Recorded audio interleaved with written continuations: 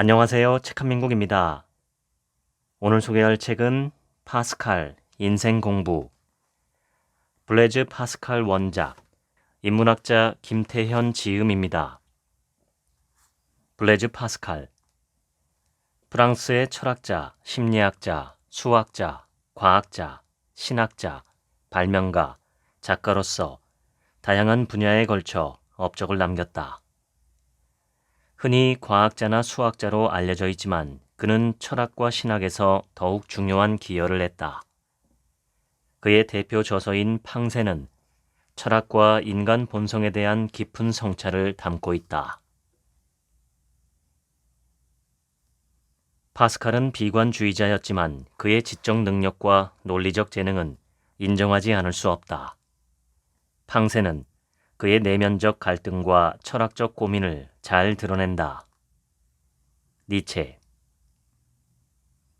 파스칼의 팡세는 인간의 마음을 이해하는 데 있어 탁월한 작품이다. 그는 인간 본성에 대한 놀라운 통찰을 보여주며 그의 글은 심오하고 감동적이다.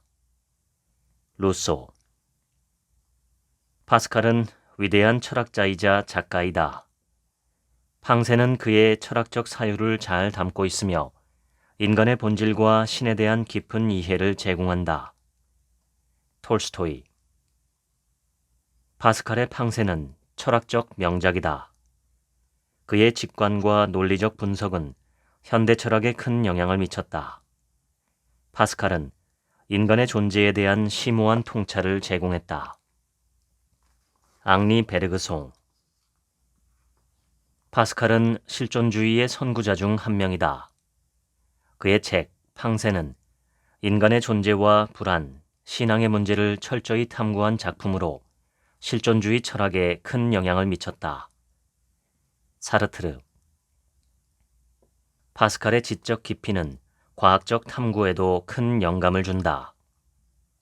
그의 논리적 사고와 철학적 사유는 자연 선택 이론을 개발하는 데 있어 많은 시사점을 제공했다. 찰스 다윈. 파스칼은 인간의 약점을 통찰한 천재다. 팡세는 인간의 내면을 깊이 파고든 작품으로 그의 철학적 사유와 문학적 재능이 빛나는 걸작이다. 볼테르. 파스칼은 존재의 문제를 철저히 탐구한 철학자다. 그의 책 팡세는 인간의 존재와 신앙, 이성의 문제를 깊이 있게 다루며 실존 철학의 중요한 토대를 제공했다. 하이데거. 파트 1. 인간은 나약한 존재임을 인정할 때 더 성숙해질 수 있다. 인간의 위대함은 자신이 비참하다는 것을 아는 데 있다. 일본의 전설적인 기업가이자 파나소닉의 창업자인 마스시타 고노스케는 가난함, 허약함, 교육 부족을 그가 태어날 때 받은 큰 은혜로 여겼습니다. 그는 가난은 부지런함으로, 허약함은 운동으로, 부족했던 교육은 누구에게나 배우려는 자세로 극복했습니다. 마스시타의 삶은 자신의 약점을 인정하고 이를 통해 성장할 수 있음을 보여주는 사례입니다. 파스칼은 사람은 완벽하지 않으며 때론 비참하고 고통스러운 상황에 직면할 수밖에 없다는 사실을 인정하는 것이 중요하다고 합니다. 파스칼은 인간의 위대함이 자신의 비참함을 아는 데 있고 인간은 자연에서 가장 약한 갈대에 불과하지만 생각하는 갈대다 라고 말하며 사유와 자기인식의 중요성을 강조했습니다. 파스칼은 자신의 한계와 약점을 직시함으로써 더 큰 성장을 이룰 수 있으며 이를 통해 진정한 인간의 위대한 가치를 발견할 수 있다고 이야기합니다. 인간은 천사도 아니고 짐승도 아니다. 천사가 되려는 자는 짐승이 된다. 막시밀리앙 드 로베스피에르는 프랑스 혁명이라는 격동의 시기에 급진적 지도자로 떠오르며 역사의 무대에 등장했습니다. 혁명 초기 그는 자유와 평등을 부르짖으며 민중의 희망을 대표하는 인물이었습니다. 그러나 반혁명 세력을 제거하기 위해 선택한 폭력과 억압의 길은 로베스피에르를 변질시켰습니다. 도덕적 순수성을 강조하며 스스로 천사의 역할을 자처했지만 그는 잔혹한 공포 정치를 펼치며 짐승처럼 변했습니다. 파스칼은 천사가 되려는 자가 오히려 짐승이 된다고 경고합니다. 이는 인간이 지나치게 완벽하고 이상적인 존재가 되려고 할 때 오히려 본래의 인간성을 잃고 비인간적이고 파괴적인 행동을 할 수 있음을 의미합니다. 예를 들어 도덕적 완벽주의를 추구하며 자신이나 타인에게 비현실적인 기대를 강요하는 사람은 종종 타인을 비난하거나 자신을 비하합니다. 이는 인간관계를 파괴하고 심리적 스트레스를 증가시킵니다. 천사와 짐승 사이의 존재로서 인간은 도덕적이고 이성적인 존재로서의 이상을 추구해야 하지만 동시에 한계와 불완전성을 인정하고 수용해야 합니다. 자신과 타인에게 지나치게 엄격한 기준을 적용하기보다는 인간의 본성과 한계를 이해하고 포용하는 태도가 필요합니다. 인간은 존재의 의미와 목적을 끊임없이 탐구합니다. 우주의 광대함과 영원한 침묵 속에서 우리 존재와 삶이 어떤 의미를 가지는지 질문하고 그 답을 찾기 위해 삶을 살아갑니다. 하지만 우리가 찾는 답이 없을지도 모른다는 사실이 우리를 불안하게 합니다. 이러한 불안과 고독을 극복하기 위해서 파스칼은 생각하기를 강조합니다.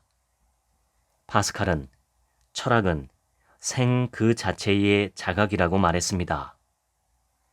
존재와 삶에 관한 사유, 명상, 철학적 성찰 등은 광활한 우주 속에서 자신을 잃지 않고 내면의 평화를 유지할 수 있도록 도와줍니다.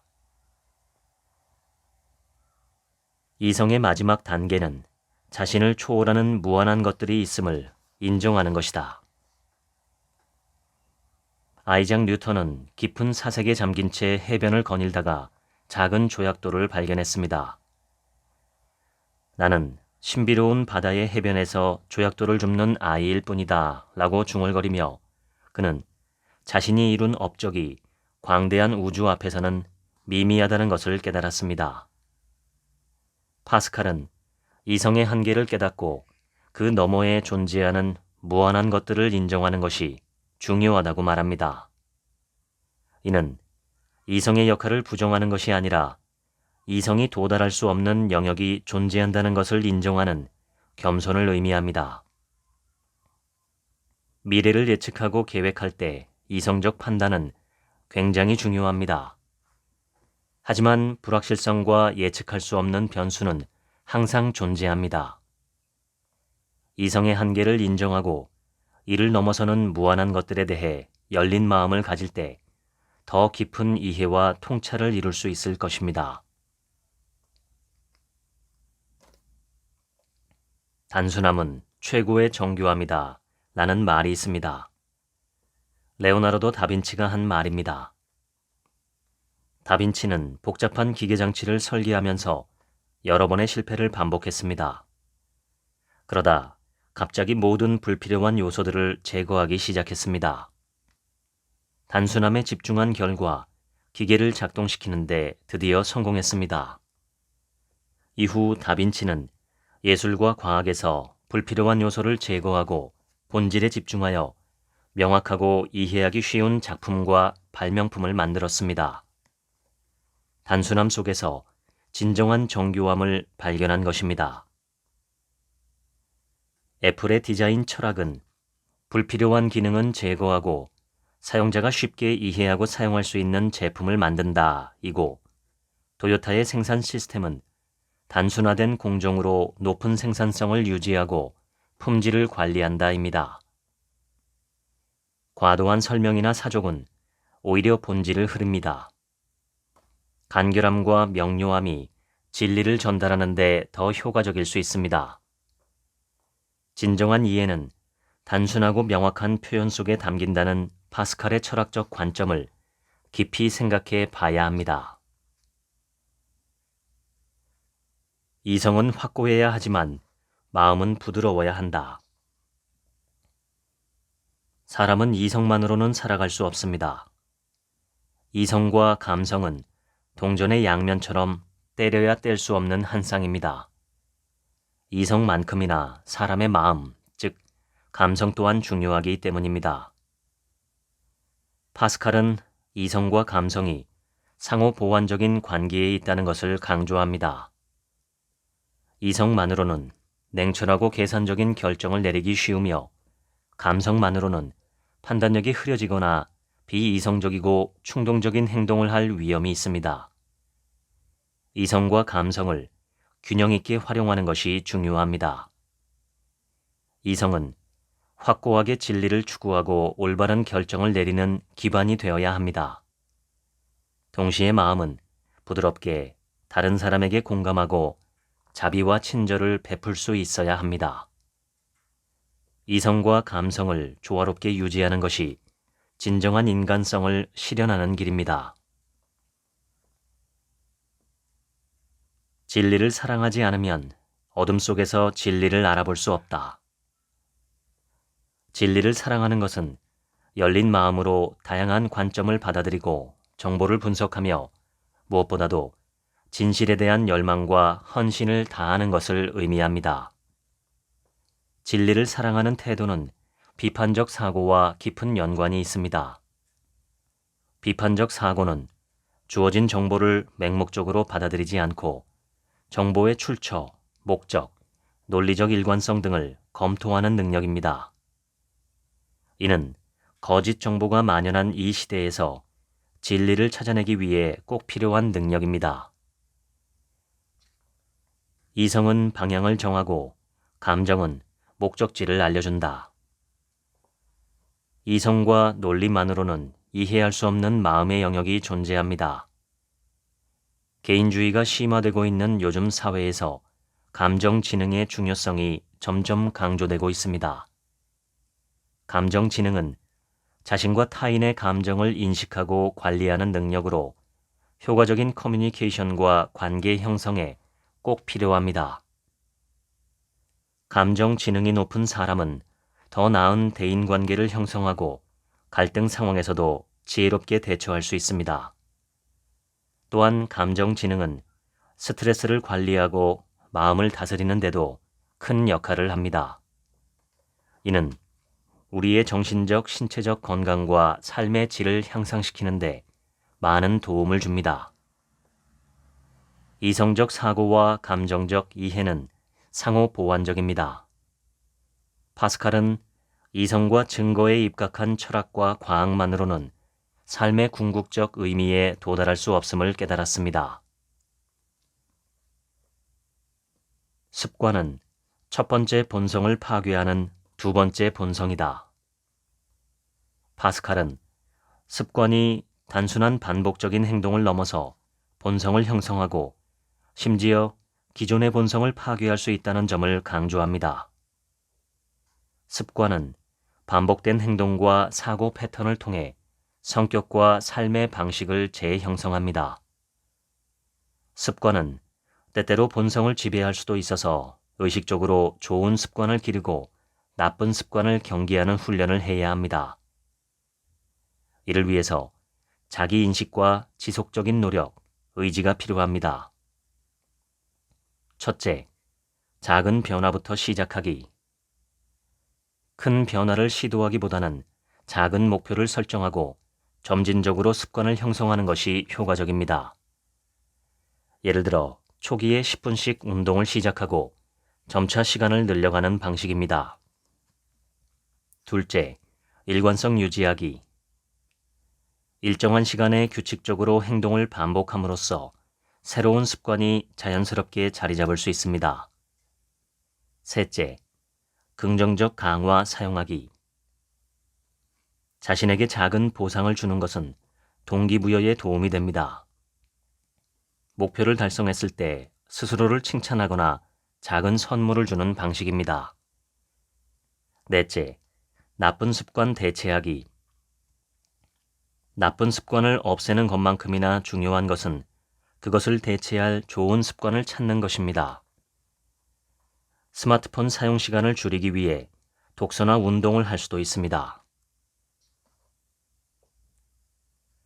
침묵은 가장 큰 박해다. 성인들은 절대 침묵하지 않았다. 문제를 외면하고 침묵하는 것은 문제를 더욱 악화시키고 고통받는 사람들을 더욱 힘들게 합니다. 파스칼은 침묵이 불의를 방조하는 큰 박해가 될 수 있음을 경고했습니다. 인간은 자연에서 가장 약한 갈대에 불과하지만 생각하는 갈대다. 홀로코스트의 생존자 빅터 프랭클은 인간이 고통을 피할 수 없을 때 그 고통을 어떻게 받아들이고 어떤 의미를 부여하느냐에 따라 삶의 질이 달라진다는 진리를 이야기합니다. 프랭클의 통찰은 오늘날에도 깊은 의미를 지닙니다. 과학과 기술의 발전으로 우리의 삶은 이루 말할 수 없을 정도로 편리해졌지만 여전히 자연의 힘 앞에서는 무력합니다. 인간의 진정한 위대함은 육체적인 강함에 있는 것이 아니라 빅터 프랭클의 사례처럼 사고하고 반성하며 지혜를 쌓아가는 생각하는 능력에 있습니다. 생각하고 사유하는 인간의 능력은 우리가 환경에 적응하고 문제를 해결하며 위기에서 벗어나 인간을 성숙하게 하는 원동력이 됩니다. 한 줄기의 증기, 한 방울의 물만으로도 인간을 죽이기에 충분합니다. 하지만 우주가 인간을 무찌른다 해도 인간은 자기를 죽이는 자보다 더 고귀합니다. 인간은 자기가 반드시 언젠가는 죽어야 한다는 사실과 우주가 자기보다 강하다는 사실을 알고 있지만 우주는 그 사실을 전혀 모르기 때문입니다. 그러므로 인간의 존엄성은 스스로 생각하는 데 있다고 파스칼은 이야기합니다. 우리는 거대하고 무자비한 자연 앞에서 육체적으로는 약할지라도 정신적으로는 강인하게 버틸 수 있습니다. 모든 인간의 행동은 행복해지고자 하는 욕망에서 비롯된다. 우리는 모두 궁극적으로 행복을 추구합니다. 하지만 물질적인 풍요와 높은 삶의 질이 반드시 행복을 보장하지는 않습니다. 외부의 조건이 아닌 내부의 만족과 평화에서 오는 행복이 진정한 행복입니다. 파트 2. 인간의 삶은 불완전하고 모순적이다. 인간은 필연적으로 미치광이이기 때문에 미치지 않는 것은 또 다른 형태의 광기일 것이다. 파스칼에 따르면 인간은 본질적으로 비합리적이고 감정적인 존재입니다. 벌거벗은 임금님 우화는 인간은 완벽한 이성에 따라 행동하지 않으며 때론 비이성적 결정과 감정에 이끌린 선택을 하는 존재임을 설명합니다. 즉, 우리가 아무리 합리적이고 이성적인 삶을 추구하더라도 그 이면에는 필연적인 광기와 비합리성이 존재한다는 점을 파스칼은 지적했습니다. 예측할 수 없는 세계 속에서 완벽하게 이성적이고 논리적인 삶을 살아가는 것은 거의 불가능에 가깝습니다. 따라서 사람들은 때로는 직관과 본능에 의지하여 결정을 내리게 되는데 이것이 바로 파스칼이 말한 광기의 일종입니다. 사회는 특정한 행동이나 사고방식을 정상적이고 합리적으로 규정하며 이러한 규범에 부합하지 않는 행동이나 사고방식은 비합리적이거나 미친 것으로 간주합니다. 그러나 파스칼은 이러한 사회적 규범 자체도 일종의 광기라고 지적합니다. 다시 말해, 사회가 규정한 정상성과 비정상성의 경계는 상대적이며 절대적 진리가 아니라는 것입니다. 사람은 모두 불완전하고 때로는 비이성적인 행동을 하므로 삶의 복잡성과 모순을 인정하고 받아들이는 것이 중요합니다. 불완전함을 포용할 때 완전함에 다가섭니다. 인간은 평등하다. 차이를 만드는 것은 출생이 아니라 덕이다. 파스칼은 도덕적 가치가 사람들 간의 차이를 만든다고 말합니다. 도덕적 품성은 우리가 선택하는 행동에 근거합니다. 인간의 본질은 도덕성과 품성이 중요하며 사회적 지위나 출신으로 판단하지 않고 한 사람의 행동과 덕을 통해 가치를 인정받아야 한다고 파스칼은 이야기합니다. 진정한 도덕은 도덕을 비웃는다. 남아프리카 공화국 최초의 흑인 대통령이자 흑인 인권 운동가인 넬슨 만델라는 대통령으로 당선되기 전에 남아프리카 공화국의 아파르트 헤이트, 즉 유색인종 분리 정책에 맞서 싸운 후 27년간 옥살이를 했습니다. 석방 후 그는 노벨 평화상을 수상했으며 남아프리카 공화국의 대통령이 되어 인종 간의 평화와 화해를 이끌었습니다. 만델라는 보복이 아닌 용서와 화해를 선택하며 내면의 진리와 가치에 따라 행동했습니다. 파스칼은 도덕적 행동이나 규범을 준수하는 것은 중요하지만 겉으로 보이는 도덕성이 실제로는 내면의 진정한 도덕적 행동과 다를 수 있다는 것을 지적했습니다. 예를 들어 사회적 기대나 법적 규제를 따르기 위해 일부 사람들은 도덕적으로 행동하려는 모습을 보이려고 하지만 그것은 그들 내면의 도덕성과 일치하지 않을 수도 있습니다. 또한 진정한 도덕은 도덕적 규범에 종속되지 않고 자신의 신념과 일치하는 행동에서 비롯될 때 진정한 도덕은 도덕을 비웃게 된다고 파스칼은 말합니다. 파스칼은 진정한 도덕적 행동이나 가치는 오로지 외부의 규범이나 사회적 기준을 넘어서는 내면적인 원리에 의해 이루어질 수 있다고 생각했습니다. 도덕적 행동과 규범을 중시할 필요가 있지만 그것이 내면에서 우러난 진정한 도덕적 행동과 일치하는지 고민해야 합니다. 인간의 모든 것이 육체라고 말하는 것은 우스꽝스럽다. 모든 것이 정신이라고 말하는 것도 마찬가지다. 어느 날 한 제자가 현자를 찾아와 물었습니다. 선생님, 인간은 육체와 정신 중 어느 쪽이 더 중요한가요? 현자는 제자를 강가로 데려가 두 손으로 물과 흙을 퍼서 제자에게 보여주며 말했습니다. 이 물은 정신이고 이 흙은 육체다. 둘 다 없으면 생명을 유지할 수 없다.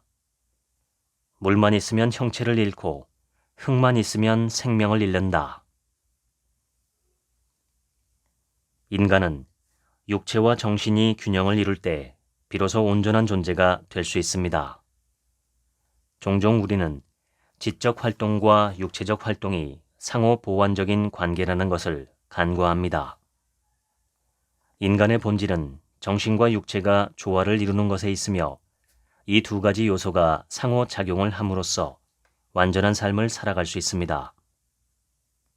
파스칼은 단순히 물리적 측면이나 정신적 측면만으로 인간을 이해할 수 없다고 했습니다. 정신과 신체를 모두 단련해서 영혼과 육체가 조화를 이룰 때 진정한 인간성이 완성될 것입니다. 너무 적게 생각하거나 너무 많이 생각하면 광신적이고 고집스러워진다.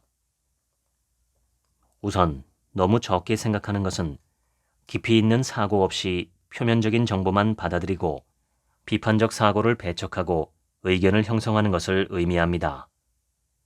이런 태도는 사람을 고집스럽게 만듭니다.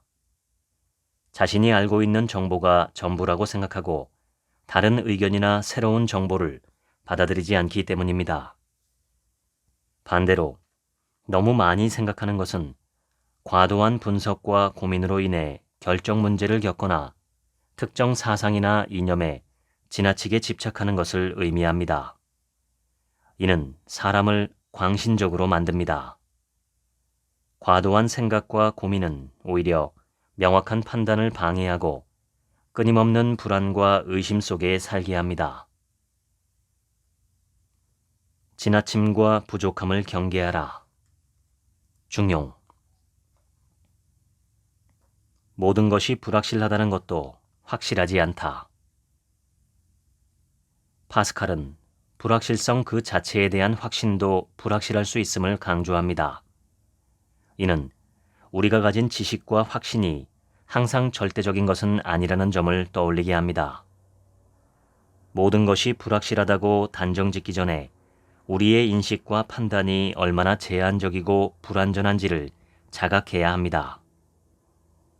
우리는 알고 있는 것이 전부라고 착각하거나 우리의 판단이 항상 옳다고 믿는 경향이 있습니다. 그러나 파스칼은 모든 것이 불확실하다고 혹은 확실하다고 단정 지을 때 그 속에 숨겨진 가능성과 기회를 놓칠 수 있다고 경고합니다. 불확실성을 두려워하기보다는 그것을 받아들이고 그 속에서 지혜를 찾아야 합니다. 받고자 하는 것을 얻으려면 기다릴 줄 알아야 한다. 워런 버핏은 장기적인 안목과 인내를 강조하는 세계적인 투자자입니다. 주식을 10년 이상 보유할 생각이 없다면 10분도 보유하지 말라라고 경고하며 즉각적인 수익보다 시간이 지남에 따라 가치가 상승할 수 있는 기업에 투자합니다. 버핏의 사례는 받고자 하는 것을 얻으려면 기다릴 줄 알아야 한다라는 파스칼의 말을 다시 한번 생각하게 합니다. 파스칼은 인생에서 중요한 가치가 있는 많은 것에는 인내가 필요하다고 이야기합니다. 예를 들어 진정한 사랑, 깊은 우정, 직업적 성공, 사회적 명예 등은 하루아침에 이루어지지 않습니다. 빠른 결과만 추구하다 보면 그 과정에서 배울 수 있는 많은 것을 놓칩니다. 기다림의 과정에서는 끈기, 인내, 성찰 등을 배울 수 있습니다. 기다림 끝에 원하는 것을 얻었을 때는 그 가치를 더 크게 느낄 수 있습니다. 기다림은 단순히 시간을 흘려보내는 것이 아니라 그 과정에서 자신을 발전시키기 위해 준비하는 시간을 담고 있습니다. 원하는 것을 얻기 위해 기다리고 노력하는 동안 더 나은 사람이 될 기회와 배움을 얻게 됩니다. 즉각적인 만족은 일시적인 기쁨을 주지만 지속적인 만족은 더 큰 기쁨을 줍니다. 쉽게 얻은 것은 쉽게 잃어버릴 수 있습니다. 다음은 파스칼이 말한 인내와 기다림의 생활 방식을 위한 지침입니다. 첫째, 장기적 목표 설정. 둘째, 과정 즐기기. 셋째, 역량 키우기. 넷째, 긍정적 마음가짐 유지. 우리는 사랑할 때만 사람들을 이해할 수 있다. 사랑은 타인을 있는 그대로 받아들이고 상대방이 가진 고유한 가치와 본질을 이해하는 힘을 가지고 있습니다. 이러한 현상은 단순한 논리적 사고나 분석으로는 도달할 수 없는 깊은 차원의 이해입니다. 파스칼은 타인을 진정으로 이해하기 위해서는 사랑과 공감이 필요하다고 이야기합니다. 첫째, 경청하기. 진정한 이해를 위해서는 상대의 말을 경청하는 것이 중요합니다. 둘째, 공감하기. 공감은 타인의 감정을 이해하고 함께 느끼는 것입니다. 셋째, 비난하지 않기. 타인을 비난하기보다 그들의 상황과 배경을 이해하고 그들의 입장에서 생각해보는 노력이 필요합니다. 넷째, 자신의 감정 나누기. 자기의 감정을 솔직하게 나누는 것도 중요합니다. 사랑은 단순히 감정적인 차원을 넘어서 인간의 본질을 이해하고 서로를 존중하며 더 나은 사회를 만드는 근본적인 힘입니다. 지속적인 기쁨은 지루하고 지속적인 슬픔은 견딜 수 없다. 파스칼은 궁극적으로 삶의 균형을 강조합니다. 우리가 살아가며 경험하는 모든 것은 기쁨과 슬픔, 행복과 고통, 성공과 실패 등이 혼합된 것입니다. 이러한 다양한 경험이 인간의 삶을 풍요롭게 하고 진정한 의미의 성장을 가져옵니다. 기쁨과 슬픔 사이에서 균형을 찾는 것은 삶을 더 깊이 이해하고 감정의 다양성을 수용함으로써 한 사람이 성숙해지는 과정입니다. 옛날에 부유한 유대인 상인이 있었습니다. 그는 돈과 재산을 모으며 사치와 쾌락을 추구했지만 마음은 공허했습니다. 그는 유명한 현자를 찾아가 조언을 구했습니다. 현자는 상인을 조용한 호숫가로 데려가 말했습니다. 이 호수에 물을 채우려면 강물이 필요하지 금이나 보석으로는 채울 수 없다. 상인은 깨달았습니다.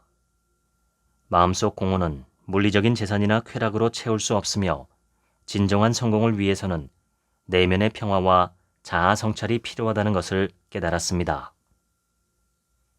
파스칼이 궁극적으로 강조하는 중요한 것은 바로 정신적 안정과 내면의 평화입니다. 진정한 행복은 마음이 평화로울 때 옵니다. 우리는 끊임없이 타인과 자신을 비교하며 상대적 불행과 부족감을 느낍니다. 자신보다 부족해 보이는 타인을 보며 상대적인 만족감과 우월감을 느끼다가도 또다시 자신보다 더 잘 나가는 듯한 사람을 보면 불안해합니다. 하지만 파스칼은 진정한 불행의 원인은 내면에 있음을 상기시키며 타인과의 비교가 무의미하다는 것을 암시합니다. 파스칼은 인간의 불만족과 불안정을 철학적으로 탐구합니다. 인간은 본질적으로 불안과 불만족을 안고 살아가는데 이는 인간의 욕망이 무한하며 어떤 외부 조건이나 요인에 의해서도 완전히 채워지지 않기 때문이라고 이야기합니다. 그래서 사람들은 아무 이유 없이 실증을 느끼고 갑자기 불안해하거나 자신에게 주어진 상황에 만족하지 못하는 경향이 있습니다. 철학을 조롱하는 것은 진정한 철학자가 되는 것이다.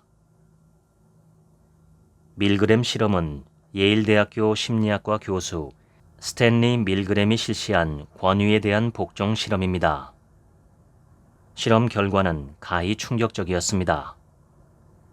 실험 참가자들은 권위자의 지시에 따라 다른 사람에게 전기 충격을 가해야 하는 상황에서 대부분 맹목적으로 지시를 따랐습니다. 이 실험은 비판적 사고 없이 권위에 복종하는 것이 얼마나 위험한 결과를 초래할 수 있는지를 보여줍니다. 실험 결과 많은 사람이 자신의 행동에 대한 책임을 권위자에게 전가하며 도덕적 판단을 유보하는 모습을 보였습니다.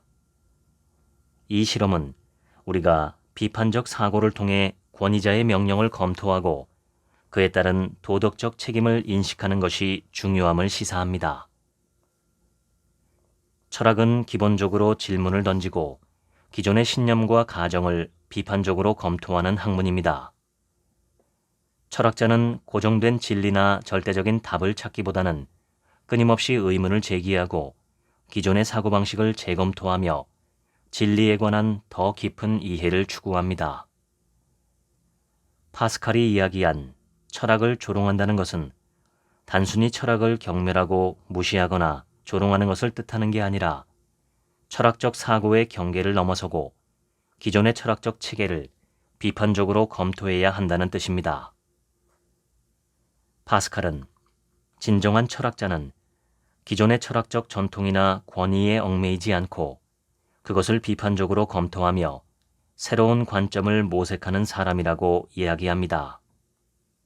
즉, 비판적으로 접근함으로써 새로운 진리와 이해를 추구합니다. 이것이 철학적 사고의 핵심입니다. 기존의 신념과 권위를 맹목적으로 받아들이기보다는 그것을 비판적으로 검토하고 새로운 관점을 모색하는 태도를 지녀야 합니다. 진정한 철학은 기존 신념의 비판적 검토입니다. 파트 3. 인간 불행의 대부분은 혼자 있지 못하는 데서 왔다. 모든 인류의 문제는 사람들이 혼자 조용히 앉아있지 못하는 데서 비롯된다. 최영환의 저서 인생을 바꿀 책 속의 명언 300을 보면 어느 분야에서건 최고의 실적을 남긴 사람들 중에는 고독을 좋아하는 사람이 많다고 합니다. 인류가 된 사람들은 왜 고독을 즐길까요? 고독해야 자신의 과제가 무엇인지 또렷이 떠오르기 때문입니다. 무리로 몰려다니면 자신의 약점을 적당히 감출 수 있습니다. 하지만 힘 있는 사람은 무리지어 다니지 않습니다. 다만 무리를 거느릴 뿐입니다.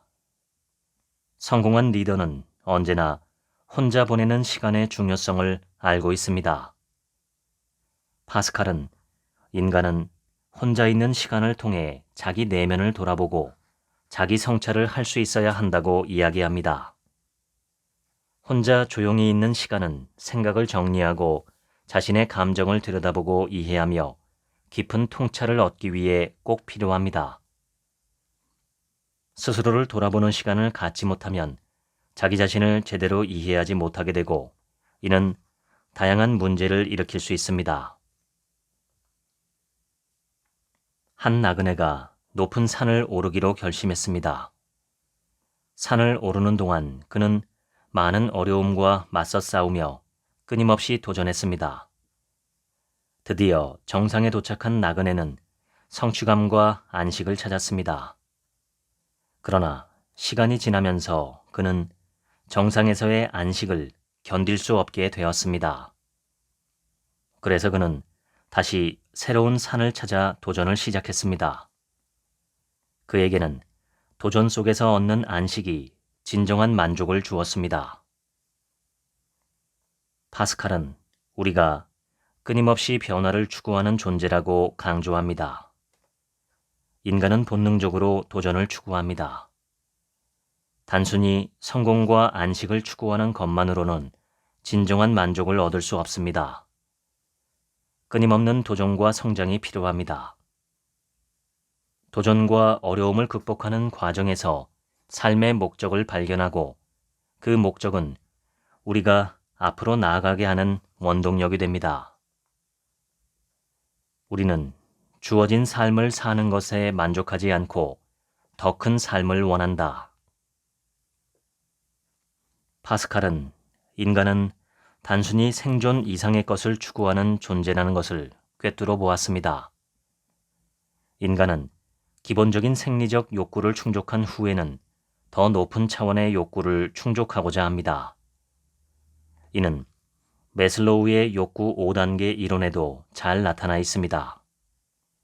생리적 욕구와 안전 욕구가 충족된 후에는 소속감과 사랑, 존중, 그리고 자기 실현 욕구를 추구합니다.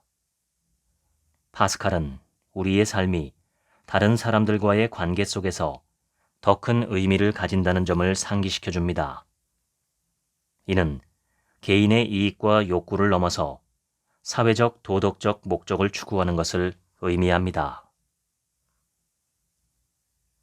병사나 노동자가 힘든 삶을 불평하면 그에게 아무 일도 시키지 않도록 해보라. 한 병사가 힘든 삶을 항상 불평했습니다. 어느 날 지휘관은 그에게 아무 일도 시키지 않았습니다. 처음에 병사는 자유를 즐겼지만 시간이 지나면서 그는 아무 일도 하지 않는 것이 얼마나 공허하고 의미 없는 일인지를 깨달았습니다. 결국 병사는 다시 일하고 싸우는 것이 자신의 삶에 의미와 목적을 준다는 것을 깨달았습니다. 그는 고난 속에서 자신의 존재 이유를 발견할 수 있었습니다. 파스칼은 인간은 본질적으로 일과 역할을 통해 자신의 가치를 느끼고 사회에 기여할 수 있는 존재로 인식되기를 원한다고 합니다. 삶을 살아가면서 의미와 목적을 찾는 것은 굉장히 중요한 일이라고 파스칼은 이야기합니다. 우리가 하는 일에서 의미를 찾고 자신이 사회 구성원의 일부로서 사회에 기여하고 있다는 느낌을 받도록 하는 것이 중요합니다. 사람들은 죽음, 빈곤, 무지를 치료할 수 없어서 이를 생각하지 않기로 했다. 파스칼은 죽음, 빈곤, 무지라는 세 가지 큰 문제를 지적했습니다. 사람들은 다양한 방법으로 이러한 문제를 회피하려고 합니다. 회피 기제는 일시적으로 행복을 느끼게 하지만 근본적인 문제를 해결하지는 못합니다. 파스칼의 말처럼 우리는 근본적인 문제를 회피하기보다는 직면하고 해결하려고 노력해야 합니다. 삶의 깊은 진리와 맞서야지만 진정한 행복과 평화를 찾을 수 있습니다. 형식에 희망을 두는 것은 미신이요. 형식에 복종하지 않는 것은 오만한 일이다. 형식은 사회와 조직에서 질서를 유지하고 원활한 소통과 협력을 가능하게 하는 중요한 요소입니다. 법률, 규칙, 절차, 예절 등 다양한 형식은 일상생활에서 지켜야 할 기준과 행동 양식을 제시합니다. 파스칼은 형식 그 자체에 희망을 두는 것을 미신이라고 경고합니다. 이는 형식이 모든 문제를 해결해 줄 것이라는 막연한 믿음에 의존하는 것을 뜻합니다. 형식은 단지 도구일 뿐 진정한 변화를 불러올 수 없습니다. 반면 형식을 완전히 무시하는 것은 오만한 일이라고 파스칼은 이야기합니다.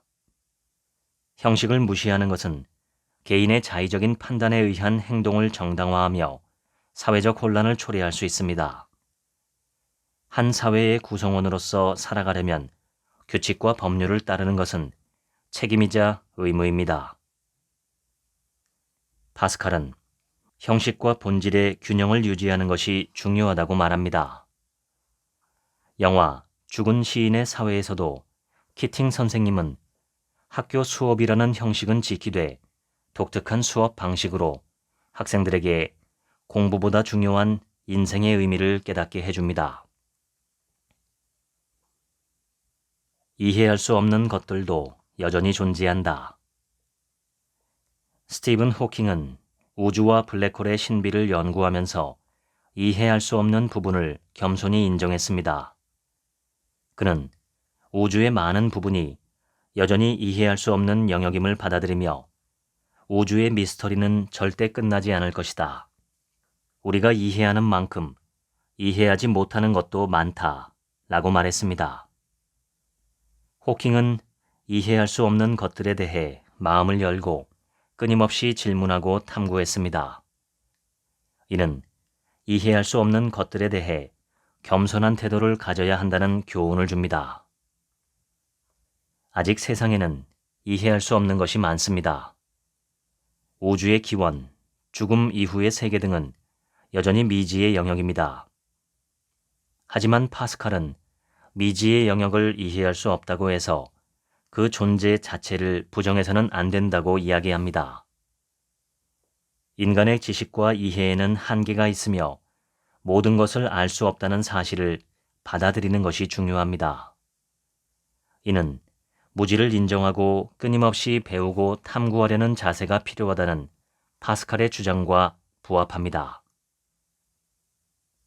우리는 어린 시절을 되돌아보며 아이들에게 다음과 같은 것을 배울 필요가 있습니다. 첫째, 어린아이들은 끊임없이 질문하고 배우며 세상에 대해 탐구하는 태도를 가지고 있습니다. 지혜로운 삶을 위해서는 끊임없이 배우고 새로운 것을 탐구하는 태도가 필요합니다. 둘째, 아이들은 단순한 것에서 기쁨을 찾고 작은 일에도 만족을 느낍니다. 물질적 소유나 복잡한 관계보다 순간순간의 행복과 즐거움을 중요시합니다. 진정한 지혜는 단순한 것에서 만족을 찾는 능력에서 나옵니다. 셋째, 아이들은 쉽게 사랑하고 쉽게 용서합니다.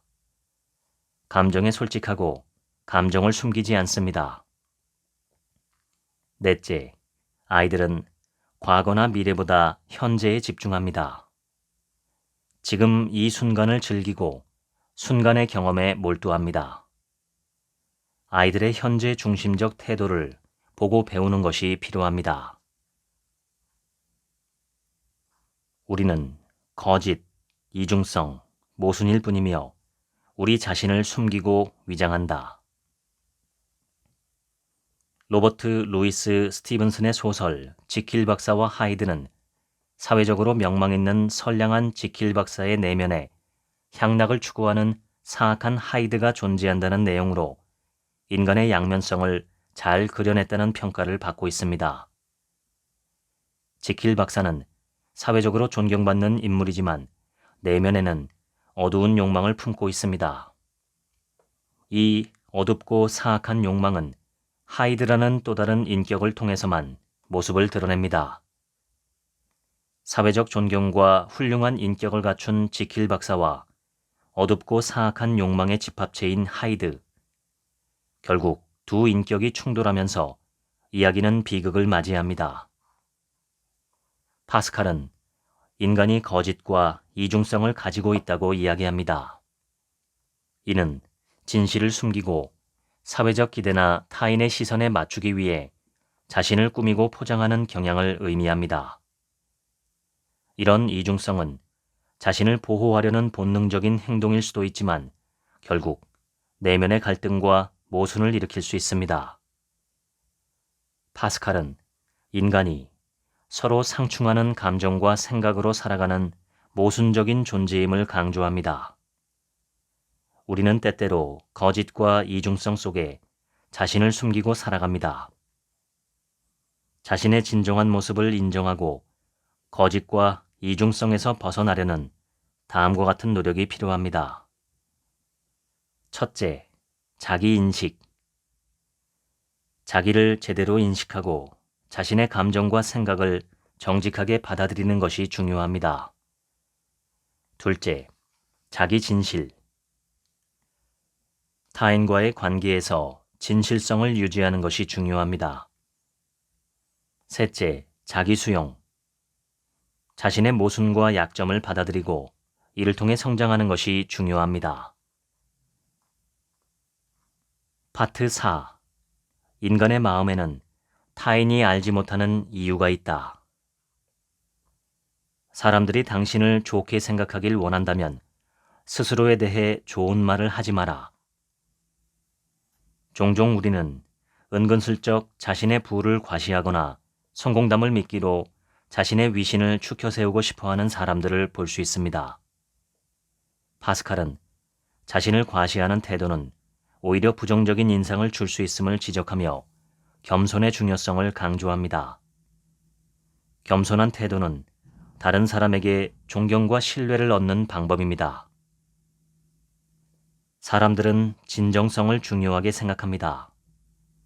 진정성은 거짓 없이 자신의 본 모습을 보여주는 것을 의미합니다. 자신을 과시하거나 긍정적인 면만 부각시키려는 사람은 자칫 진정성이 없어 보이거나 자신감이 없어 보일 수 있습니다. 파스칼은 타인과의 관계에서 신뢰를 형성하려면 자신을 드러내고 과시하기보다는 타인의 말을 경청하고 존중하는 태도가 필요하다고 이야기합니다. 모든 행동에서 우리는 그 행동의 과거, 현재, 미래와 다른 사람들에게 미치는 영향을 고려해야 한다.